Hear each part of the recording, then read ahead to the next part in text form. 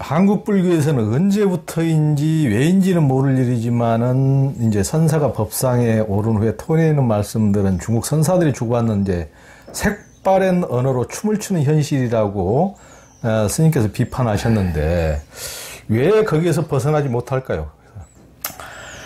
아까 잠시 말씀드렸는데 그 불교 TV 이사장으로 있는 석성우라는 스님 다 아실 거예요. 훌륭한 분이니까. 그러니까 오연 스님, 정유 스님, 성우 스님 이제 이런 사람들이 제 선배고 그분들을 일일이 찾아뵈어 가지고 이제 승려 시인회를 만들어요. 그때 이제 오연 스님이 회장으로 제가 총무를 하는데 절대적으로 제 노력에 의해서 승려 시인회가 만들어지는데 그런 인연이 있어서인지 한 번은 석성우 스님이 전화가 와서 향봉 스님 우리 불교TV에서 한번 강의하라 해서 알겠어요 고맙습니다 하고 갔는데 성우 스님 말씀이 가사장삼 입어라. 나는 가사장삼 아예 준비를 안 했다. 와 그러면 안 되지. 가사장삼 입고 관례에 따라야지. 관례를 다 파는 것이 수행이다. 그럼 이제 가사장삼 안 입으니까 법상에는 꼭 올라야 한다는 거예요. 아니다.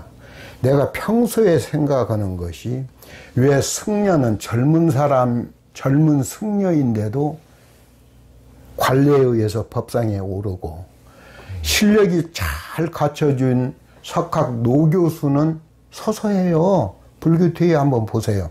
이게 말이 되느냐. 그러니까 이게 승가라는 것이 머리 삭발한 남자 스님, 그 비구. 머리 깎은 비구니 스님은 여자 스님. 그 다음에 이제 우바세라는 것은 세속에서 머리 기르고 일상 가정생활하고 하는 것이 남자 신도. 또 하나는 여자 신도. 이 사부대중이 통칭해서 승가라고 해요. 그러니까 여기에 차별을 두고 어느 출가자는 우월하고 재가자는 열등한다고 할 것 같으면 평등 원칙에도 너무 벗어나는 일이고요. 또 한국의 이 승려들은 배불 정책에 의해서 상간으로 밀려들면서 권위주의 쪽으로 기운 것 같아요. 그러니까 신도들한테 같이 그냥 어울리고만 안 되니까 헛기침 마치 무슨 유생들이 얻듯이 헛기침질이나 하고 대접받는 문화가 알게 모르게 뿌리를 깊게 내렸어요. 그래서 80된 할머니 할아버지가 와서도 젊은 승려한테 꼭 삼배를 해야만 하고 또 젊은 승려라 하더라도 수행력이 있든 없든 격식에 의해서 높은 법상에 올라가야 하고 실력 있는 노교수나 불교학자는 그 사람들한테 기회 줘야죠. 근데 그분들은 서서 하고 그래서 이제 불교TV에서 법상에 오르지 않고 가사장삼 입지 않고 마이크를 가지고 내 마음대로 청중 사이를 다니면서 이제 법문을 마쳤는데 다시는 이제 초청 안 한다. 왜 그러냐? 파격을 스님 사자하면서 파격을 즐겨야지. 이 공영방송 이쪽에 와서까지 그런 웃음은 아름답지 못하다 그러는데 불교는 달라져야 합니다. 그러니까 사찰은 열려 있어야 합니다. 그 다음에 승려들 자신도 말은 늘 열려 있는 마음 또 깨달음의 세계를 이야기하고 평등 자비를 늘 말씀하시면서 진정한 의미의 자비 실천이나 평화나 행복에 이르는 길은 차별 없는 세상이에요. 그러니까 사부대중 부처님 법 그대로 사부대중이 다 합쳐져서 승가의 집단을 이루듯이 좀 달라져야 해요. 아, 내가 우리 거사님을 스승으로 모시겠습니다. 내가 우리 보살님한테 또 스승으로 모시겠습니다. 내한테도 가르침을 주십시오. 또 제가 알고 있는 것은 좀 받아들였으면 좋겠습니다. 이게 화합 승가의 본연의 자세거든요. 그러니까 이 대접받는 문화 마치 목닥을 울림으로 인해서 운명의 기륭화복이 다 해결되는 것처럼 하는 것은 지극히 부끄럽고 고쳐져야 할 폐습이죠. 요즘은 이제 고령화하면서 어떻게 죽느냐로 고민하는 분들이 많은데요. 그래서 이제 안락사를 주장하는 분들도 많습니다. 스님은 어떻게 생각하십니까? 연로하신 목사가 돌아가시는 현장이나 연세가 드신 신부님이 선종하는 모습을 지켜볼 기회도 없지만 본 적이 한 번도 없어요. 다만 불교계에서 자타가 인정하는 국민들까지라도 존경하는 고승들, 타칭 고승들의 임종하는 모습은 여러 차례 그 현장에 있었습니다. 그런데 일생을 수행하신 분들이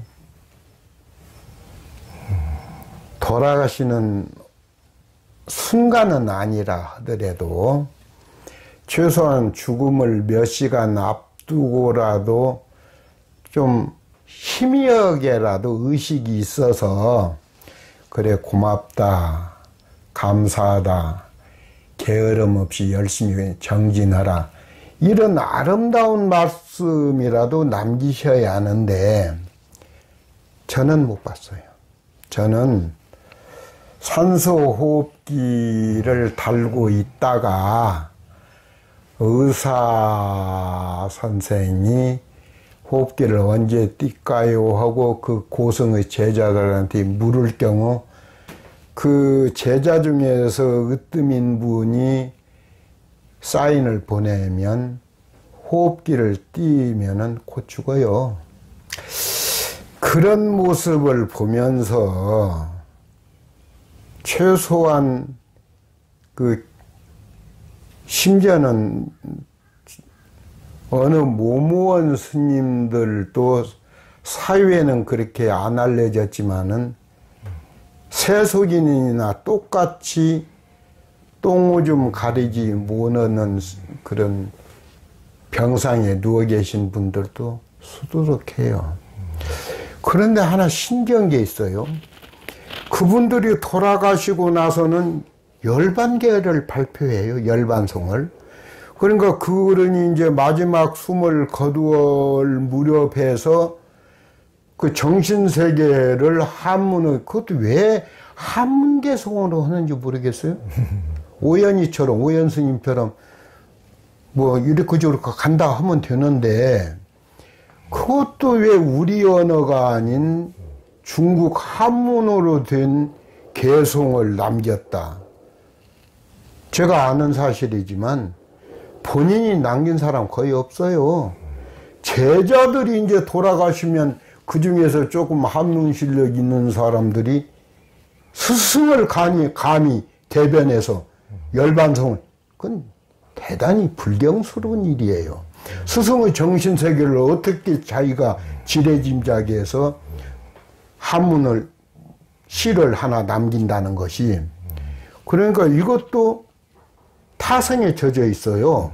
고승이라고 할 것 같으면 산소호흡기 띄면은 운명하는 분들이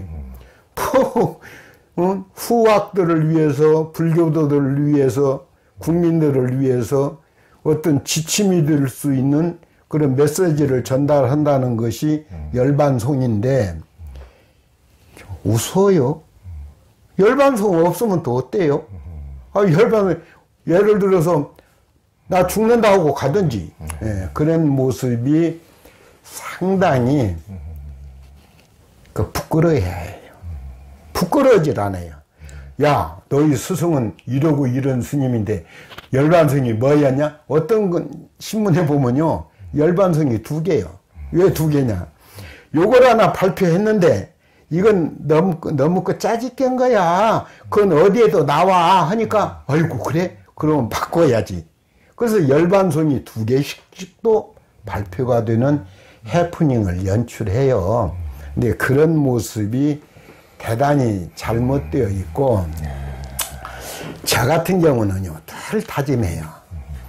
나는 언제 죽을런지는 모르겠는데 내가 죽음이 임박하면은 이 원대 교수분들이 얘기하는데 본인들이 수행하지 않아도 죽음이 참으로 임박하면 느낌으로 안다대요. 느낌으로. 그래서 마지막으로 남기는 말이 미안하고 고맙고 감사하다는 인사는 거의 댕기대요. 의식이 있을 때. 저는 만일 그런 느낌이 올 때는 내는 한국에서는 안 죽어야겠다. 평생을 신도들을 도움 속에서 이렇게 이제 이 늙은 나이에 이르렀는데 그렇게 실행될지는 모르겠지만 인도로 가야겠다. 인도에서 내가 지니고 입국했던 여권 하나만 불릴러 버리면 내가 한국으로 돌아오고 싶어도 절차가 복잡해서 못 돌아옵니다. 그러면 여권 없는 그런 정말 행여자, 나그네가 되어서 이제 정말 내가 왔구나 하면 바라나시 자이나 교도, 나체 교도들이 전국에서 모여서 죽음의 계곡에서 아까 영국 여자처럼 그 수도자도 아니고 불교도도 아니지만 그 장소를 택했듯이 그렇게 가는 것이 수행자의 마지막 만물인 것 같다. 그래서 항시 제 그 서랍에 죽음을 준비하는 마음으로 이렇게 써놨어요. 때가 되면 떠나야겠다. 그리고 뭐 관인이 상연히 만들지 말라고 그럴 일이 아니고 관을 만들고 싶고 상여를 만들고 싶어도 향봉스님이 사라진 건데 알아야 무슨 뭐 관을 만들고 하죠. 그래서 제 마무리는 그렇게 하려고 늘 다짐합니다. 그러니까 어느 인도에 가서 그 죽음의 계곡에 이르러서 거기도 줄 서 있어요. 줄 서려고. 그러니까 그런 기회가 마련되면 그렇게 가야겠다. 왜 그러느냐. 3개월을 일찍 가느냐 늦게 가느냐는 건 의미 없어요. 제 도반 중에서 같은 이제 뭐 나인데 도법이나 수경이나 그 다음에 영관 스님이 작년에 가셨는데 그분이 늘 소화가 안 되고 그러니까 그러려니 했다가 코로나 뭐 그 검사 한번 맡아볼까 하고 가보니까 아니에요. 스님 말기암이에요. 좋은 곳에 그저 구경도 오시고 친한 도반들도 만나세요. 스님은 이제 정해져 있어요. 그러니까 그분이 상자절에 가서 물도 음식은 물론이고 나 물도 안 먹을란다. 도법스님이 가니까 이게 마지막이다. 도법스님 잘 가라 이러더라는 거예요. 마음 아픈 일이죠. 그러고 일주일 만에 가셨잖아요. 저도 그런 모습을 보이고 싶어요. 그러니까 그러나 한국에서 그런 모습 보이지는 않고 저는 인도에서 저한테 그런 다짐이 실현되기를 바랬는데 인도에서 사라지면 향봉스님이 죽었는지 살았는지 그럴 거 아닙니까? 그래서 그렇게 늘 다짐을 하죠. 그러니까 이제 스님께서 가까이 뵈신 이제 스님들의 어떤 큰 스님이라는 분들의 그런 이제 마지막 모습이 참 여법하지 못한 모습은 참 너무 가슴이 이제 아프기도 하고 뭐 이제 평범하신 분도 제가 최근에 뭐 이제 들었던 뭐 친척분도 뭐 평범한 농사 짓는 분인데 평생 농사 짓는 이제 그런 분이 돌아가시면서 자식들이 그래도 어머니를 잘 모시지 못한 것 같아서 죄송스러우니까 아니다 니들은 6명 자식 하나하나 마지막 숨 떨어지기 전에 다 손잡고 보면서 니들은 너무 잘했다. 잘했다 고맙다 하고 그렇게 다 한 명씩 한 손을 잡아주고 너무 나는 행복하게 간다 이렇게 가셨다는 거예요. 얼마나 참 좋은 모습이더라고요. 너무 참. 스님께서 이제 티베트를 순리할 때 티베트에서는 닭 한 마리를 잡을 때도 닭의 극락왕생을 빌어준다고 하는데 어떻게 합니까? 참 그 신기하대요. 왜냐하면 우연치 않게 이제 닭 잡는 거를 한번 봤는데 닭을 안 잡으려고 해요. 닭 파는 사람도. 서로가 미뤄요. 그런데 이제 돈을 벌기 위해서 닭을 잡는데 닭 눈을 가려요. 눈을 가리고 나서 그 닭한테 그 깃털 부분에서 꼬리 부분까지 계속 쓰다듬어요. 그러니까 뭐라고 하는 그냥 미안하다는 거예요. 그게 미안하다. 내가 너를 우리 생계를 유지하기 위해서 어떤 요구에 의해서 파는데 미안하다는 그 연불이래요. 그 다음에 닭을 눈을 가리고 나서 이제 닭을 죽이는데 그런 모습을 보고 닭고기를 먹을 수 있을까 그런 생각을 했는데 나중에 이제 몽골 지역에 제가 또 머문 적이 있는데 몽골에서는 1년이나 2년에 한 차례씩 낙타를 업으로 키우는 사람들도 낙타 가격이 상당해요. 예, 뭐 오토바이 한 대 값도 넘어요. 그런데도 자기가 키우는 낙타 중에서 가장 허약한 낙타한테 목에다가 천을 둘러줘요. 그건 무슨냐면 이건 내가 방생하는 거예요. 그러니까 허약한 낙타한테 목에다 천을 감아서 초원으로 보내요. 그러면 이 낙타가 막 초원을 돌아다니다가 1년에 이제 한두 번 어떻게 들어오면 천을 바꿔줘요.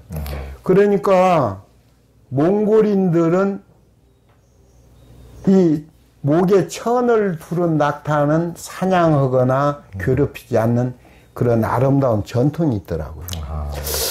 그 다음에 또 보면 이 몽골 지역에서 보면 생계수단으로 본의 아니게 뭐 염소도 잡을 수 있고 그렇잖아요.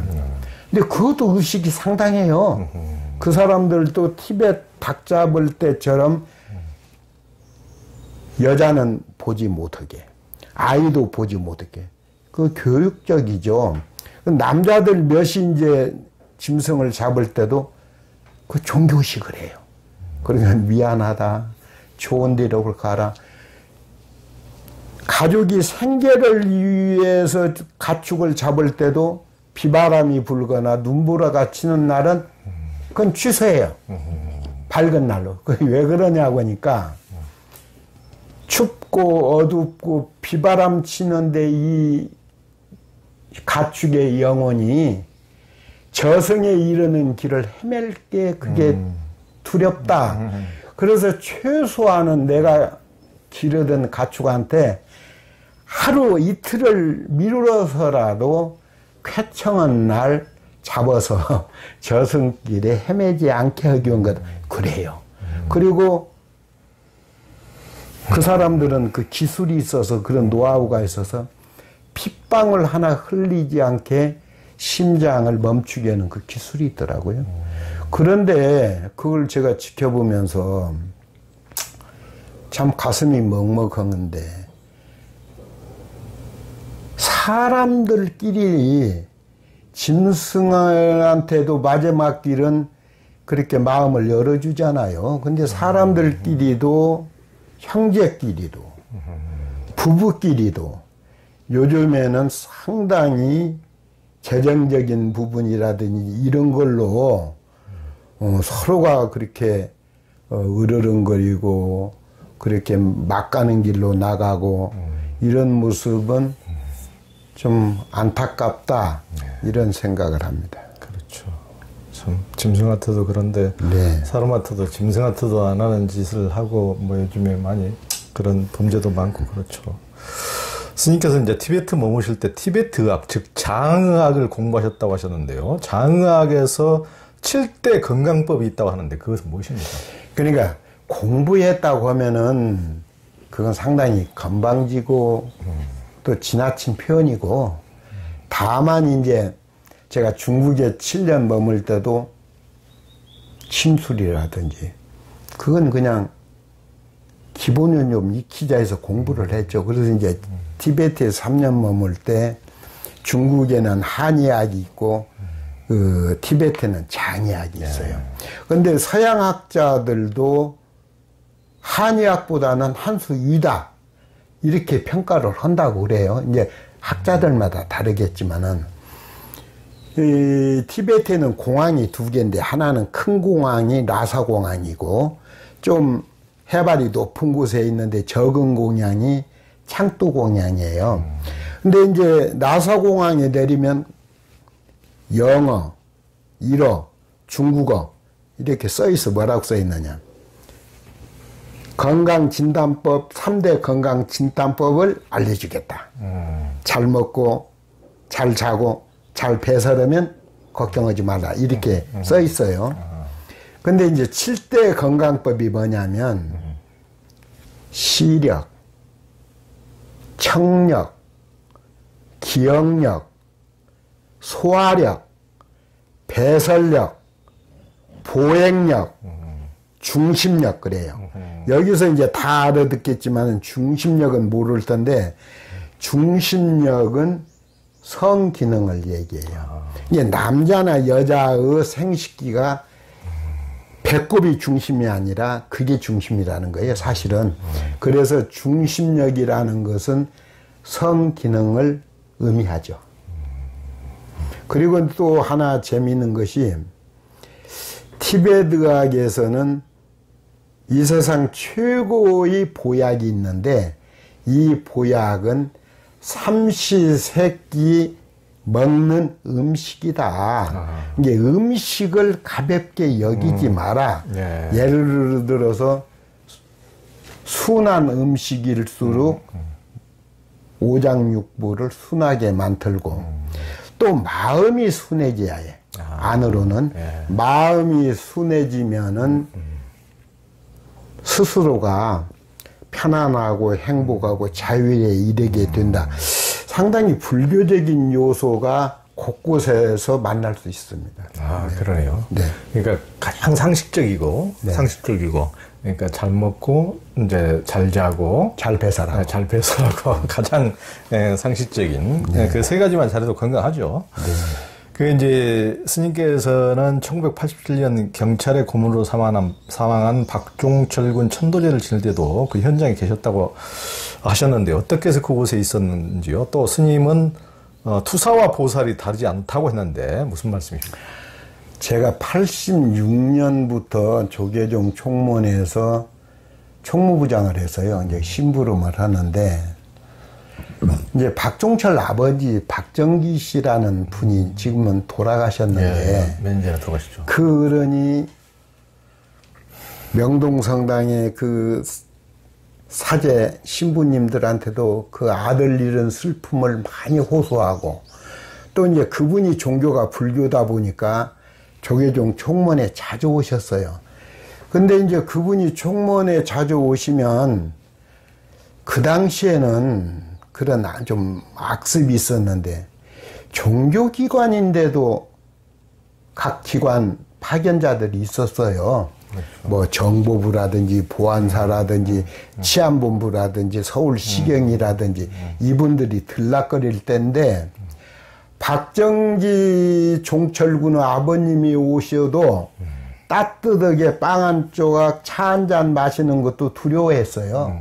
그러니 그분은 항시 총무원에 오면 제 방에 들리셨죠. 그러면 제 방에 오면은 이제 말이라도 위로하고 이랬는데 내 아들이 49제가 언제다. 이 향봉 스님이 꼭 와라. 또 기관원들이 스님한테 어떤 보이지 않는 압력을 주더라도 오길 바란다. 이렇게 말씀을 하셨어요. 그래서 이제 그 당시 뭐 경찰이나 이런 분들이 가시면 안 됩니다. 그 스님 그렇게 좀 그러지 마십시오. 이래도 제가 이제 갔는데 부산에 사례암이라고 조그만 하더라고요. 절이 산 중턱에 있는데 쫙 경찰들이 깔렸죠. 그리고 거기에서 택시에서 내리든 걸어가든 뭐 신분증 조사하고 목적 조사하고 막 살벌할 때예요. 그런 이제 저한테도 그랬는데 그러지 마라. 내는 종교인으로서 거기 참석은 당연히 이런 식으로 이제 가보니까 예상외로 사람이 적어요. 그러니까 친지나 뭐 아는 사람들도 제재를 하니까 사리함 조그마한 법당인데도 듬성듬성 사람이 앉을 정도예요. 사촌으로 유명했던 김정한이라는 소설가가 있는데 그 당시 연세가 많더라고요. 한 70 초반인데 그 어른이 피를 토듯 그 조사를 하더라고요. 그런 이제 순서에 저도 하나 끼워줘가지고 조계종을 대표했다 해서 제가 또 이제 준비해온 이제 조시를 읽고 그랬습니다. 그래서 이제 참석하게 된 거고요. 제가 이제 치안본부에서 경승실장을 했는데 조금 세상으로는 저보다 몇 배나 유명한 암도 스님, 종범 스님 이 두 어른은 경승으로 모시고 제가 이제 행정적으로는 실장은 제일 어리니까 제가 맡았습니다. 그런데 이 치안본부 안에 지금은 다 사라졌겠지만은 치안부 안에도 고문실이 있었어요. 고문실이. 그래서 보면 그 창가를 통해서 슬쩍슬쩍 스쳐보는 그 끌려온 학생들의 눈빛이 너무 절망스럽고 그 다음에 그 학생이 끌려간 것을 알고 치안본부 울타리 밖에서 그 아들, 딸들의 이름을 부르면서 그 부모들, 그 눈물이에요, 그 자체가. 그런데 이제 경찰 간부들한테 좀, 제도권에서 어쩔 수는 없지만은 좀 기회를 줬으면 한다고 하면은 그분들 대체적으로 쟤들은 학생이 아닙니다. 사탄입니다. 이 정도예요. 시각이 그렇게 차이가 있어요. 근데 이제 한번 제가 이제 도울 수 있는 한 도와야죠. 제가 뭐 치안본부에 오래 있는 것도 아니고. 또 한 번은 한 중년 할머니 한 분이, 할머니냐, 중년 분이 와가지고 무릎을 꿇으면서 스님 제가 내장사 신도입니다. 내장사 주지지만 다 뭐 기억 못해요. 그래서 스님 제가 내장사 신도입니다. 나를 살려줘야 합니다. 그래서 무슨 말씀이냐 하니까 내가 딸이 하나입니다. 근데 딸이 애가 공부를 잘해서 기대를 했는데 교대를 갔는데 이제 겨우 2학년인데 기숙사에 있는데 경찰들이 잡아가 사진을 찍는데 그 여학생이 찍혀 시위 현장에는 다 사진 찍습니다. 그래서 지금 어디 있습니까? 그러니까 서대문 경찰서에 있는데 여기냐면 서대문이 연대 그쪽을 관할합니다. 주로 많이 왔어요. 제발 저를 좀 살려주십시오. 내 딸이 말로 유동딸이 죽어버리거나 뭐면 박종처럼 그러면은 스님 나 좀 살려달라고 해서 제가 이제 그 관계자들을 부드럽게 설득해서 내보냈어요. 근데 사자함에 있는데 언제 한번 그 늙은 할머니 한 분 오고 좀 젊은 여자 하나 오고 사위 한 분 오고 이렇게 왔는데 제가 치안본부 경승실장 할 때 저한테 와서 하소연하고 매달렸던 분인데 그때 스님이 노력해서 풀어준 딸입니다. 지금 초등학교 선생님입니다. 이 사람은 내 사위인데 같은 선생입니다. 그래서 제가 그분들 간 다음에 생각해 보니까 그때 내가 그렇게 노력하지 않았다면 붉은 줄 올라가죠. 붉은 줄이. 그래서 이 투사나 보살이 둘이 아닌 하나예요. 보는 시각에 따라서 투사로 분류할 수 있고 또 보살로도 분류할 수도 있는 거죠. 그래서 좀 이 제도권에서 지금은 이제 민주화 운동이 뭐 많이 사그라들고 또 실현되고 있지만은 모든 권력 있는 사람들일수록 그렇게 시야를 넓혀서 그렇게 받아들였으면 하는 생각이 있죠. 예, 그러니까 스님도 이제 그때는 경승실장이고 어떻게 보면 이제 공무원들, 경찰들하고 이렇게 가까운 사이였는데도 그런 처짐에도 불구하고 그런 또 불쌍한 얘들 처지를 보살피셔서 그렇게 이제 의무의 양으로 도와주시고 한 것은 제가 생각해도 참 고맙네요. 그래 시대가 변화됐다고 그러지만 뭐 며칠 전에도 무슨 노동자가 분신까지 하고 그런 일이 참 지금도 많고 그러지만은 우리가 뭐 이제 대학에서 지적으로 공부를 많이 했다는 분이나 종교적으로 이렇게 나름대로 공부를 하고 수행을 했다는 분이나 이런 식으로 동체 대비고 그분들의 다 우리는 세상 만사가 다 의존해서 존재하고 노동자들이 다 일해서 오늘 또 다 먹고 살고 우리도 다 그분들의 희생과 헌신에 의해서 전부 다 서로 살아가는 것인데 그런 것에 대해서 너무 우리가 조금 자기 처지가 고달픈데도 불구하고 더 노동자들이나 더 약자들을 더 짓밟는 사람도 많아요. 그래서 그런 걸 보면은 또 더군다나 이제 자기가 위치가 조금 고위 공직자라든가 이러면은 정말 더 넓은 마음, 더 넓은 해안으로 좀 바닥에서 고통받고 헤매는 사람들까지 더 큰 품에 안고 권력자라면은 이런 자세가 돼야 되는데 그런 큰 궁량이 없이 너무나 이기적으로 근시안적으로 사회적 약자나 이런 사람들에 대해서 아무런 배려심이 없고 그런 사람들 보면은 참 가슴이 아프더라고요. 참.